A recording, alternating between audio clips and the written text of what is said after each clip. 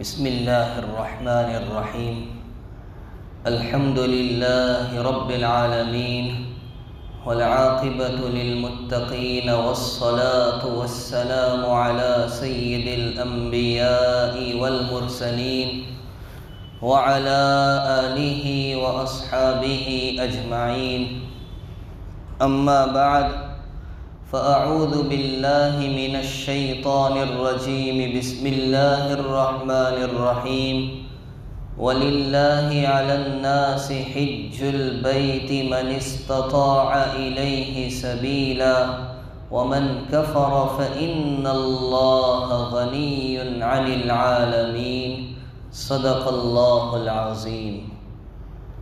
قابل احترام بزرگ اور بھائیوں، بیت اللہ شریف کی طرف حجاج کرام کے قافلے روانہ ہونے شروع ہو چکے ہیں۔ اللہ تعالی تمام کو مقبول و مبرور حاضری نصیب فرمائے۔ حج اسلام کی ایک بنیادی چیز ہے، جہاں ایک طرف یہ اسلام کا عظیم رکن ہے تو ساتھ ساتھ عشق و محبت کا مظہر بھی ہے اور آخرت کی یاد دہانی بھی کرواتا ہے۔ حج کس کو کہتے ہیں اور اس کے معنی کیا ہے؟ عربی لغت کے اعتبار سے حج کا مطلب ہوتا ہے کسی بڑی اور عظیم چیز کا ارادہ کرنا، اور ظاہری بات ہے بیت اللہ شریف سے بڑھ کر کوئی عظیم چیز ہو نہیں سکتی۔ اور شریعت کی خاص زبان میں حج کہتے ہیں مخصوص زمانے میں مخصوص اعمال کے ساتھ مخصوص جگہ کا ارادہ کرنا۔ مخصوص زمانے سے مراد حج کا زمانہ ہے، یعنی شوال، ذی القعدہ اور ذی الحجہ کے 10 دن۔ مخصوص مکان سے مراد بیت اللہ شریف ہے، اور مخصوص اعمال سے مراد احرام ہے، طواف ہے، سعی ہے، وقوف منی ہے، وقوف عرفہ ہے، وقوف مزدلفہ ہے، جمرات کی رمی ہے، قربانی ہے، حلق ہے وغیرہ۔ تو یہ حج کی اصطلاحی اور شرعی تعریف ہے۔ حج کی مشروعیت کب ہوئی؟ تو اس سلسلے میں محدثین اعظام نے تقریباً 11 اقوال بیان کیے ہیں۔ ان میں سے 2 قول ضعیف ہیں اور 2 قول صحیح ہیں۔ 2 ضعیف قول کون سے ہیں؟ کہ ایک تو یہ کہ حج کی مشروعیت سن 10 میں ہوئی، اور دوسرا ضعیف قول یہ ہے کہ حج کی مشروعیت ہجرت سے پہلے ہوئی۔ ان دونوں قولوں کو محدثین اعظام نے ضعیف قرار دیا ہے۔ 2 قول صحیح ہیں۔ ایک قول کہ حج کی مشروعیت سن ہجری 6 میں ہوئی، یہی قول حافظ ابن حجر عسقلانی اور علامہ قسطلانی رحمۃ اللہ علیہما نے اختیار کیا ہے۔ دوسرا صحیح قول یہ ہے کہ حج کے فرض ہونے کا حکم سن 9 ہجری میں آیا ہے، اور اس قول کو علامہ ابن قیم نے، قاضی ایاز مالکی نے اختیار کیا ہے۔ علامہ شامی نے اس قول کو راجح قرار دیا ہے۔ سوال یہ ہوتا ہے کہ اگر حج کی مشروعیت سن 9 میں ہوئی تو نبی کریم صلی اللہ علیہ وسلم نے جو حج فرمایا ہے وہ سن 10 ہجری میں کیا ہے، تو آپ علیہ السلام نے تاخیر کیوں فرمائی؟ تو اس کا یہ جواب دیا گیا ہے کہ ممکن ہے کہ سن 9 میں حج کا زمانہ اور وقت گزرنے کے بعد فرض ہونے کا حکم آیا ہے، اس لیے نبی علیہ السلام نے کوئی تاخیر نہیں کی۔ لیکن سن 6 میں فرضیت والا قول لیا جائے، اکثر حضرات کی رائے بھی یہی ہے کہ حج کی فرضیت سن 6 میں ہوئی، تو نبی علیہ السلام نے 6 میں حج نہیں کیا، 7 میں نہیں کیا، 8 میں نہیں کیا، 9 میں نہیں کیا، 10 میں حج کیا۔ 4 سال کی آپ نے تاخیر کیوں فرمائی؟ جبکہ امام اعظم ابو حنیفہ رحمۃ اللہ علیہ کا قول تو یہ ہے کہ صاحب استطاعت پر حج فرض ہونے کے بعد علی الفور یعنی فوری طور پر اس کو ادا کرنا چاہیے، اور خود نبی علیہ السلام 4 سال کی تاخیر فرما رہے ہیں، ایسا کیوں؟ اس کے 2 جواب دیے گئے ہیں۔ ایک جواب دیا ہے علامہ ابن حمام رحمۃ اللہ علیہ نے اپنی کتاب فتح القدیر میں۔ وہ جواب یہ ہے کہ حج واجب ہونے اور فرض ہونے کے بعد فوری ادا کرنے کا جو حکم ہے وہ امت کے لیے ہے، نبی علیہ السلام کے لیے نہیں ہے، اس لیے کہ امت کے حق میں موت و حیات کا کوئی بھروسہ نہیں، کب آ جائے اور پھر بندہ حج کرنے سے رہ جائے، اور نبی علیہ السلام کو موت اس وقت تک نہیں آ سکتی جب تک کہ آپ امت کے سامنے پریکٹیکلی اور عملی طور پر حج کر کے نہیں بتائیں گے، یہ اللہ کا وعدہ ہے۔ اس لیے آپ علیہ السلام کی طرف سے تاخیر ہونے پر بھی کوئی حرج نہیں۔ دوسرا جواب دیا ہے ملا علی قاری رحمۃ اللہ علیہ نے اپنی کتاب مرقات المفاتیح میں کہ نبی علیہ السلام نے سن 6 میں حج فرض ہونے کے بعد 4 سال کی تاخیر کیوں فرمائی، سن 10 میں آپ نے کیوں حج کیا؟ وجہ یہ ہے کہ سن 6 اور 7 میں مکۃ المکرمہ فتح نہیں ہوا تھا، اس لیے وہاں کا راستہ ہموار نہیں تھا۔ حج کے شرائط میں ایک شرط راستے کا پرامن ہونا بھی ہے۔ سن 8 میں رمضان المبارک میں مکہ مکرمہ فتح تو ہو چکا تھا، لیکن نبی علیہ السلام نے اس سال بھی حج نہیں کیا، اس لیے نہیں کیا کہ مشرکین مہینوں کو آگے پیچھے کیا کرتے تھے جس کو نسی کہا جاتا ہے، اور اس تقدیم و تاخیر کی وجہ سے حج کا زمانہ اور موسم اپنے اصلی مقام پر نہیں تھا۔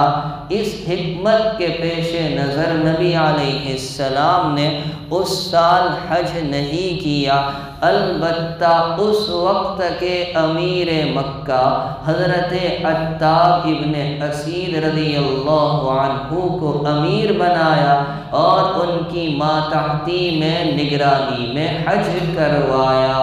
سن 9 میں نبی علیہ السلام نے حج کیوں نہیں کیا؟ اس لیے نہیں کیا کہ اب بھی مشرکین وہاں بسے تھے، آباد تھے۔ اگر نبی علیہ التسلیم حج کے لیے تشریف لے جاتے ہیں اور ان کی مشرکانہ حرکتوں کو دیکھتے ہیں مشرکانہ کاموں کو دیکھتے ہیں اور سکوت اور خاموشی اختیار کرتے ہیں تو نبی کی خاموشی بھی حجت اور دلیل بن جایا کرتی ہے۔ اس وجہ سے نبی علیہ السلام نے حج نہیں کیا، البتہ حضرت صدیق اکبر رضی اللہ عنہ کو امیر حج بنا کر مکہ مکرمہ کی طرف بھیجا، اعلان کروایا انما المشرکون نجس فلا يقربوا المسجد الحرام بعد عامهم هذا۔ پھر اگلے سال نبی علیہ السلام سن 10 میں حج کے لیے تشریف لے گئے۔ اب سوال یہ ہوتا ہے کہ کیا حج اس امت کے خصائص میں سے ہے یا نہیں؟ حافظ ابن حجر مکی رحمۃ اللہ علیہ جواب دیتے ہیں کہ نہیں، حج اس امت کی خصوصیات میں سے نہیں بلکہ قدیم زمانے سے چلی آ رہی عبادت ہے، حتیٰ کہ یہ سلسلہ ملائکہ اور فرشتوں کے دور سے جاری ہے۔ اس کائنات میں انسانوں کو بسائے جانے سے پہلے، انسانوں کی تخلیق سے 2000 سال پہلے سے ملائکہ بیت اللہ شریف کا طواف اور حج کرتے چلے آئے ہیں۔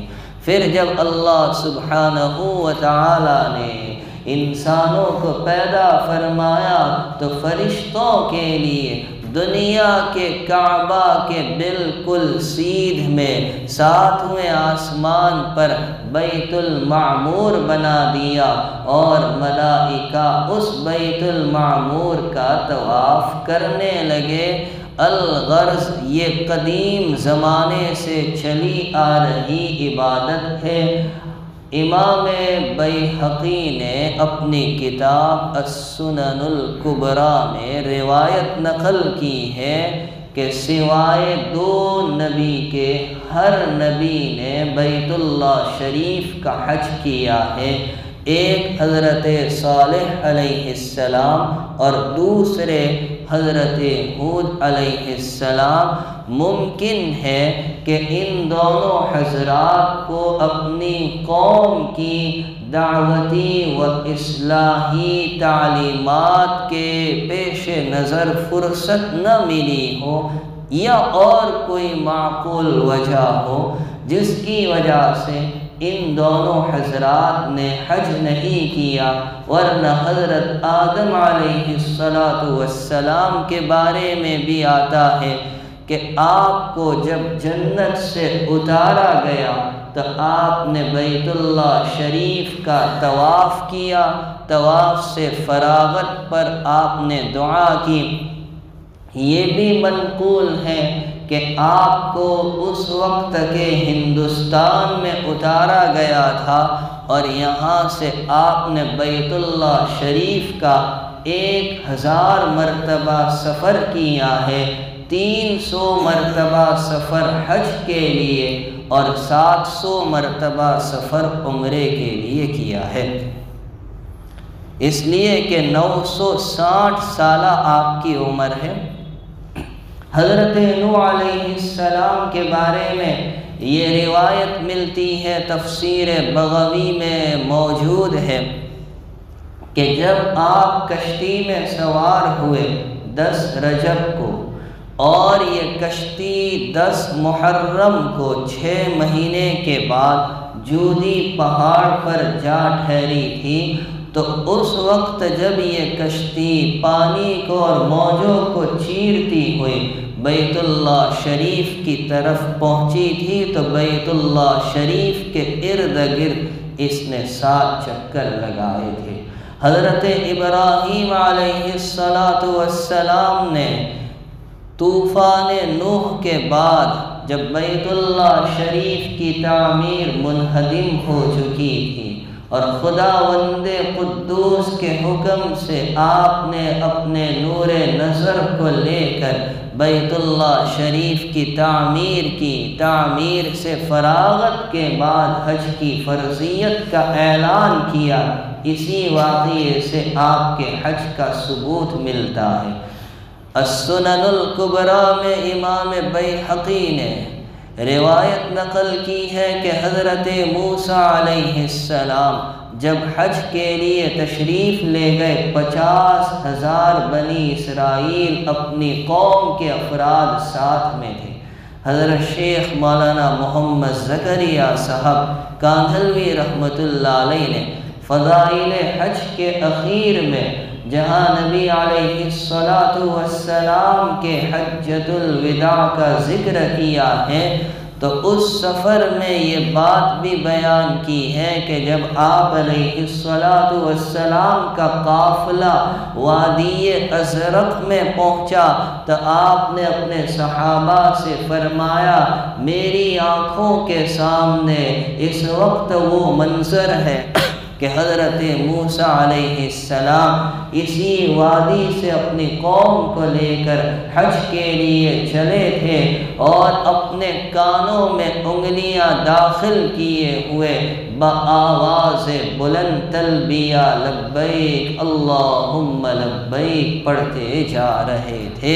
اندازہ لگائیے ان پوری تفصیلات سے انبیاء علیہ السلام کے حج کا ذکر ملتا ہے۔ اب رہی بات نبی کریم صلی اللہ علیہ وسلم کے حج پر، تو آپ علیہ السلام کی زندگی 2 حصوں پر ہے۔ زندگی کا ایک حصہ ہجرت سے پہلے کا ہے جس کو مکی زندگی کہا جاتا ہے، اور ایک حصہ ہجرت کے بعد کا ہے جس کو مدنی زندگی سے تعبیر کیا جاتا ہے۔ اس پر سب کا اتفاق ہے کہ ہجرت کے بعد یعنی مدنی زندگی میں آپ علیہ السلام نے فقط ایک ہی حج کیا ہے، اس کو حجۃ الوداع یا حجۃ الاسلام کے نام سے بیان کیا جاتا ہے۔ مگر سوال یہ ہے کہ ہجرت سے پہلے آپ نے کتنے حج کیے؟ نمبر 1، علامہ ابن الاثیر جزری کی رائے یہ ہے کہ ہجرت سے پہلے یعنی مکی زندگی میں آپ ہر سال حج کرتے تھے۔ نمبر 2، سفیان ثوری سے منقول ہے کہ ہجرت سے پہلے آپ نے بہت سے حج کیے مگر تعداد معلوم نہیں۔ نمبر 3، ترمذی شریف کی ایک روایت سے معلوم ہوتا ہے ہجرت سے پہلے آپ نے 2 حج کیے۔ نمبر 4، ابن ماجہ کی روایت سے معلوم ہوتا ہے کہ ہجرت سے پہلے آپ نے 3 حج کیے، مگر صحیح قول یہ ہے کہ ہجرت سے پہلے آپ نے حج تو کیے مکی زندگی میں، اس کی صحیح تعداد اللہ ہی کو معلوم ہے۔ تو حج ایک اہم ترین عبادت ہے، اسلام کے 5 ارکان میں سے اہم ترین رکن ہے۔ بہت سارے فضائل ہیں۔ آقا علیہ السلام فرماتے ہیں، من حج للہ، جو اللہ کے لیے حج کرے یعنی اس کی نیت سیر و تفریح نہ ہو، ریا اور شہرت نہ ہو، تجارت نہ ہو، بلکہ اس کی نیت اللہ کی ہو۔ من حج للہ فلم یرفث ولم یفسق، اور اپنے حج میں نہ کوئی بے حیائی ہو نہ کوئی برائی ہو، رجع کیوم ولدتہ امہ، تو وہ حج سے ایسے لوٹتا ہے گویا اس کی ماں نے اسے آج ہی جنم دیا ہو، ایسے پاک ہو جاتا ہے۔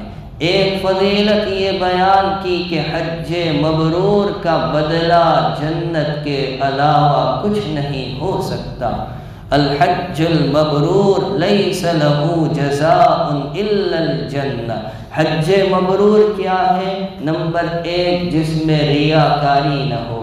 نمبر 2، جو حج نیکیوں کی طرف لے جانے والا ہو، یعنی گناہ نہ ہو۔ اور نمبر 3 حسن بصری فرماتے ہیں کہ آنے کے بعد، واپس آنے کے بعد زندگی میں انقلاب آ جائے، دنیا سے کٹ کر آدمی آخرت کی طرف رغبت کرنے لگے، ایسا حج مبرور کہلاتا ہے۔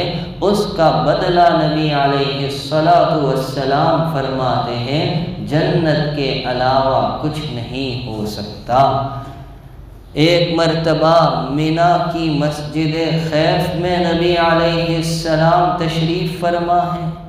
ایک انصاری اور ایک ثقفی، یہ 2 حضرات حاضر خدمت ہوئے اور عرض کیا یا رسول اللہ، ہم آپ سے کچھ پوچھنے کے لیے آئے ہیں۔ آپ نے فرمایا اچھی بات ہے، اگر آپ چاہو تو آپ پوچھو، اور اگر آپ چاہو تو میں بتا دوں تم کیا پوچھنا چاہتے ہو۔ انہوں نے کہا آپ ہی بتا دیجئے۔ آپ نے فرمایا اچھا تم پوچھنا چاہتے ہو، یہ سوال کرنا چاہتے ہو کہ جب آدمی حج کے ارادے سے نکلتا ہے تو اسے کیا ثواب ملتا ہے؟ تم پوچھنا چاہتے ہو طواف کے بعد کی 2 رکعت کا اجر کیا ہے؟ تم پوچھنا چاہتے ہو صفا مروہ کی سعی کا کیا بدلہ ہے؟ تم پوچھنا چاہتے ہو وقوف عرفہ کا کیا اجر ہے؟ تم پوچھنا چاہتے ہو جمرات کی رمی کا کیا اجر ہے؟ تم پوچھنا چاہتے ہو قربانی کا کیا اجر ہے؟ تم پوچھنا چاہتے ہو کہ حلق کا کیا اجر ہے؟ انہوں نے کہا واللہ یا رسول اللہ ہمارے ذہن میں یہی سوال تھے۔ تو آپ علیہ السلام نے فرمایا اچھا تمہارا پہلا سوال کہ جب آدمی حج کے ارادے سے نکلتا ہے تو اس کی سواری یا اس کا قدم جہاں پڑتا ہے ہر قدم پر ایک نیکی لکھی جاتی ہے اور ایک گناہ اس کا مٹایا جاتا ہے۔ تمہارا دوسرا سوال کہ طواف کے بعد کی 2 رکعت کا اجر کیا ہے؟ طواف کے بعد کی 2 رکعت کا اجر خاندان اسماعیل میں سے ایک غلام آزاد کرنے کے برابر ہے۔ تمہارا یہ سوال صفا مروہ کی سعی کا کیا بدلہ ہے؟ 70 غلاموں کو آزاد کرنے کے برابر ہے۔ تمہارا یہ سوال کہ وقوف عرفہ کا بدلہ کیا ہے؟ اللہ تعالیٰ اس دن اول حصے سے آسمان دنیا پر نزول فرماتے ہیں، فرشتوں کے سامنے فخر کا اظہار کرتے ہیں، فرماتے میرے بندوں کو دیکھو دنیا کے کونے کونے سے چپے چپے سے آئے ہیں، بکھرے ہوئے بال ہیں، پراگندہ حال ہیں، اگر ان کے گناہ ریت کے ذرات، بارش کے قطرات، سمندر کی جھاگ کے برابر بھی ہو تب بھی میں نے ان کو بخش دیا۔ تمہارا سوال جمرات کی رمی کا اجر کیا ہے؟ ہر رمی، ہر کنکر کے بدلے ایک مہلک گناہ سے بندے کو بچایا جاتا ہے۔ قربانی کا اجر اللہ اپنے پاس ذخیرہ کر کے رکھتے ہیں، اور جب بندہ حج سے فراغت پر حلق کرتا ہے ہر بال کے بدلے ایک نیکی ملتی ہے، ایک گناہ سے حفاظت ہوتی ہے۔ مزید ایک بات آپ نے فرمائی کہ ان سب کے بعد جب بندہ طواف زیارت کرتا ہے تو فرشتہ کاندھے پر ہاتھ مار کے کہتا ہے کہ بھائی نئے سرے سے عمل کر، تیرے پچھلے سارے گناہ اللہ نے معاف کر دیے ہیں۔ یہ ہے حج کا بدلہ اور حج میں اجر و ثواب کی کثرت۔ ان سب کے باوجود حج میں ایک طرف عشق و محبت کا پہلو ہے کہ جب کسی کو کسی سے اعلیٰ درجے کا عشق ہو جاتا ہے تو وہ کھانا پینا چھوڑ دیتا ہے اور وہ لباس کو نہیں دیکھتا، وہ اپنے بستی کو چھوڑ کر معشوقہ کے محلے میں اس کی گلیوں میں چکر کاٹنے لگتا ہے۔ بندے کو جب اپنے خالق و مالک سے اعلیٰ درجے کا عشق ہوتا ہے، کھانے پینے کی پرواہ نہیں کرتا، اور پھر وہ اپنے لباس کو نہیں دیکھتا، اللہ کے گھر اور اس کے در کی گلیوں کے چکر کاٹنے لگتا ہے۔ دوسری طرف یہ عبادت آخرت کی یاد دلاتی ہے کہ حاجیوں کے لباس کو دیکھو کہ اس نے وطن کو چھوڑا، لباس کو بدل لیا۔ ایک وقت آئے گا کہ ہمیں دنیا کا وطن چھوڑنا پڑے گا، ہمیں بھی اپنا لباس اتار کر احرام کی 2 چادروں کی طرح سفید چادر میں لپٹ دیا جائے گا، اور پھر مولائے حقیقی کے در پر پہنچا دیا جائے گا۔ تو یہ فکر آخرت کی بھی یاد دہانی کرواتا ہے۔ ہماری غلط فہمی یہ ہے کہ حج فرض ہونے کے باوجود، صاحب استطاعت ہونے کے باوجود تاخیر پر تاخیر کرتے جاتے ہیں، اور ہم بہانہ کرتے ہیں کہ ابھی مکان کی تعمیر باقی ہے، یا ابھی اولاد کی شادی باقی ہے۔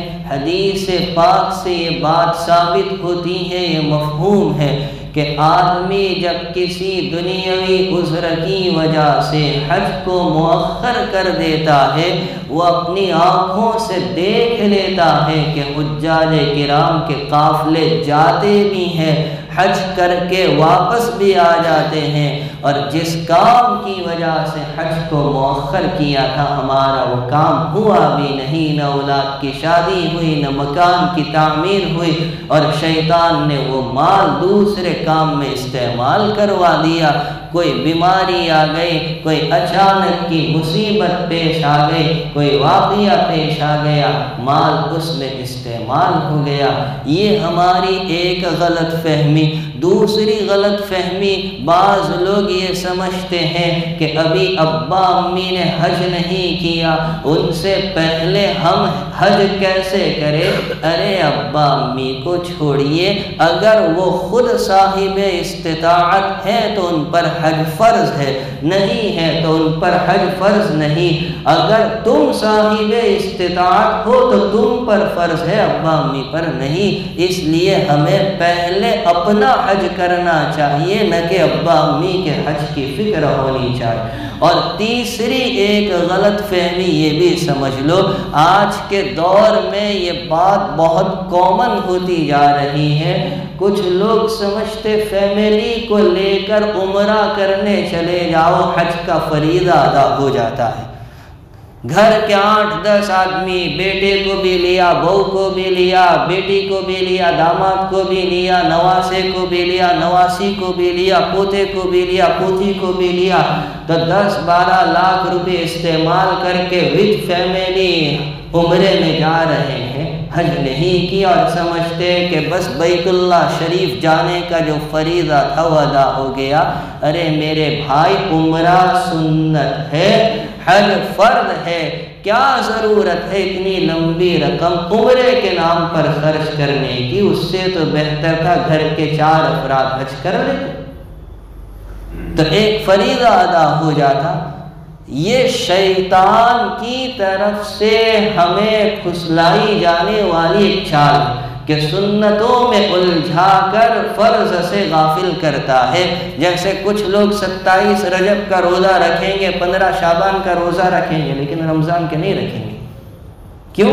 سنتوں میں مشغول رہے، نفلوں میں مشغول رہے، فرض کو چھوڑ دیا۔ اوابین پڑھیں گے مگر فجر کی فرض نماز چھوڑ دیں گے، تو اسی طرح عمرہ کریں گے مگر حج نہیں کریں گے۔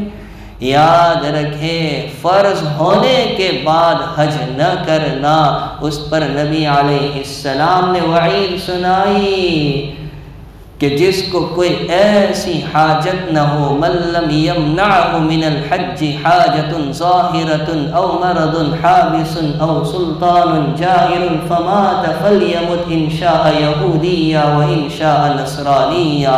نہ ظالم بادشاہ کا اندیشہ ہے، نہ روکنے والی بیماری ہے، نہ کوئی ظاہری حاجت ہے، پھر بھی اس نے حج نہیں کیا۔ اللہ کے پیغمبر اتنے ناراض ہے، فرماتے ہیں کوئی پرواہ نہیں، چاہے وہ یہودی ہو کر مرے، چاہے وہ نصرانی ہو کر مرے۔ اس لیے حج اسلام کا عظیم ترین اہم ترین رکن ہے۔ فرض ہونے کے بعد اس کی ادائیگی میں جلدی کرنا چاہیے، کوتاہی اور غفلت سے کام نہیں رہنا چاہیے۔ اللہ تعالی ہمیں اس اہمیت کو سمجھنے کی اور جلد از جلد اس کو ادا کرنے کی توفیق عطا فرمائے۔ آمین۔ وآخر دعوانا الحمد للہ رب